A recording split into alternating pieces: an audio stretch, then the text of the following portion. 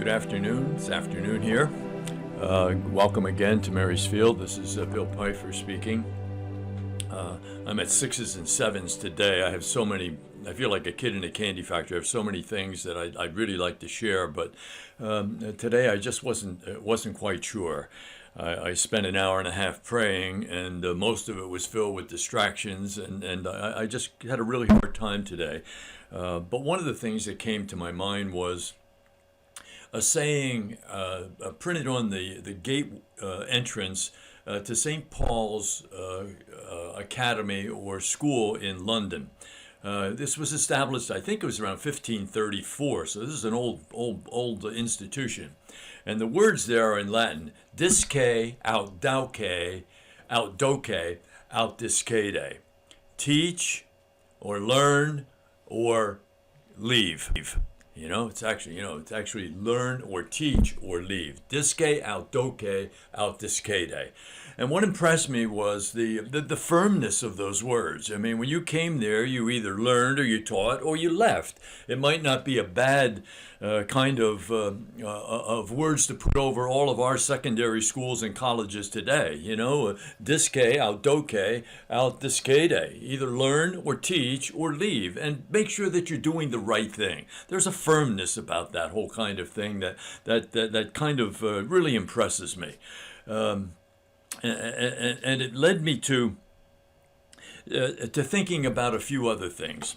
As I was reading this morning in the scriptures, I was in Luke chapter 6, and there's a story of Jesus having his disciples eat the wheat and being accused of things that weren't really true. And then he healed a man with a problem with his hand.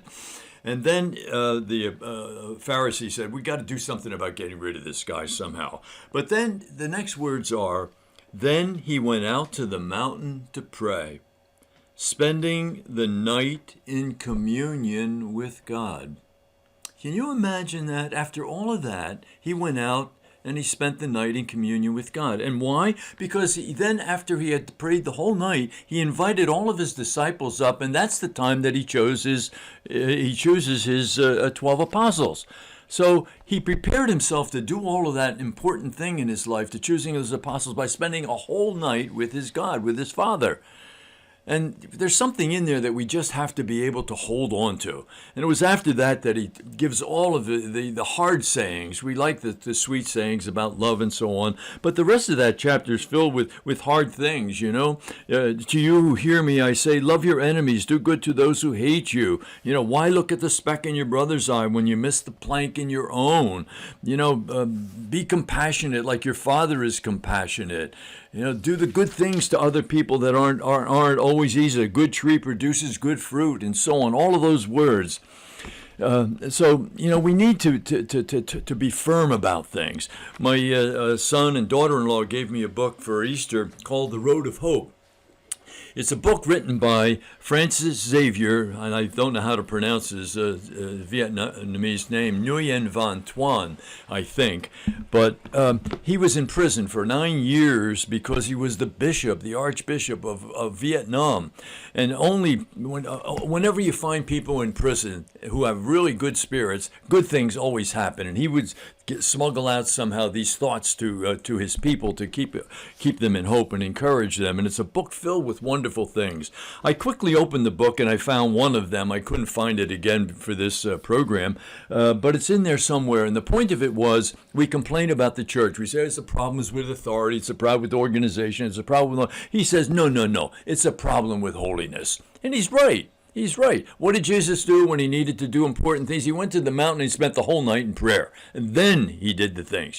Today we have apostles and disciples that are choosing themselves, giving themselves power, and sending themselves forth. The first job of every apostle was to do nothing, to kneel down and wait till God picks you up, And then things really happen. If the church did that, we'd have different and better things happening. I just heard that the Archbishop in Hartford gave a long speech on vocations. Well, if they had done the praying that was necessary, that vocations would be there. Prayer makes things happen. Prayer changes things.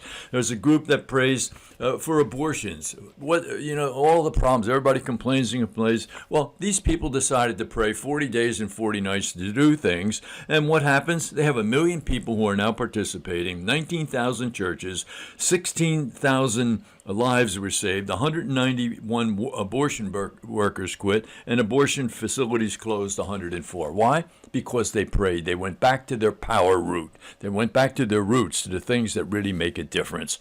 And I think we all need to do that, to go back to where the power really lies, and stop pretending. It's easy to give out sandwiches and clothes at soup kitchens and whatever. It's hard to pray. Before people do that, they should go to their church and pray on their knees for an hour to make sure they're handing out those sandwiches in the name of Jesus, that they're really doing things that are transforming people's lives and not just making themselves feel good.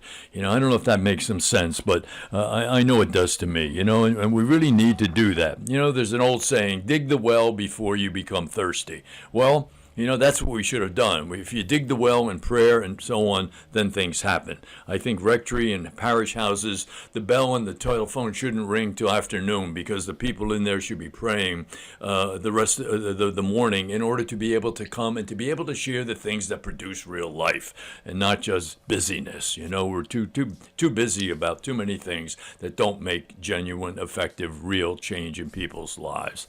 So I don't know where all of that came from today, but I know it's the truth that, happiness tomorrow begins by doing the truth today. And for people who claim to be in church or religious people, it means praying, and seriously praying, so that God can make the changes that really are going to affect other people in a way that's going to affect them in a very real way and permanently. Thank you for your love today. You have my thoughts and prayers. Please, I would be happy to have yours. Thank you. Bye-bye.